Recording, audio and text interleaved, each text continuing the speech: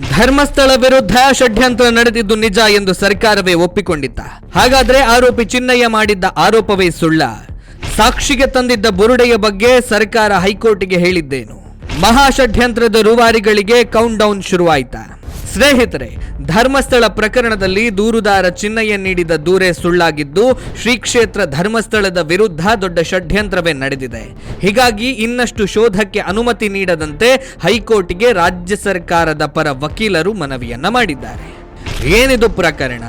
ಧರ್ಮಸ್ಥಳದಲ್ಲಿ ಅಪಾರ ಪ್ರಮಾಣದ ಅಸಹಜ ಸಾವಾಗಿದೆ. ಅಂತಹ ಅಸಹಜ ಸಾವಿನ ಶವಗಳನ್ನ ಶ್ರೀ ಕ್ಷೇತ್ರದವರು ನನ್ನಿಂದ ಬಲವಂತವಾಗಿ ಹೂತು ಹಾಕಿಸ್ತಾ ಇದ್ರು. ಅದರಲ್ಲಿ ಅಪ್ರಾಪ್ತ ವಯಸ್ಸಿನ ಹುಡುಗಿಯರು, ಯುವತಿಯರ ಶವಗಳು ಇದ್ದವು ಎಂದು ವಿಟ್ನೆಸ್ ಪ್ರೊಟೆಕ್ಷನ್ ಆಕ್ಟ್ ನ ಅಡಿಯಲ್ಲಿ ದೂರುದಾರ ಚಿನ್ನಯ್ಯ ಎಂಬಾತ ಕೋರ್ಟಿನ ಮುಂದೆ ಹೇಳಿಕೆಯನ್ನ ನೀಡಿದ್ದ.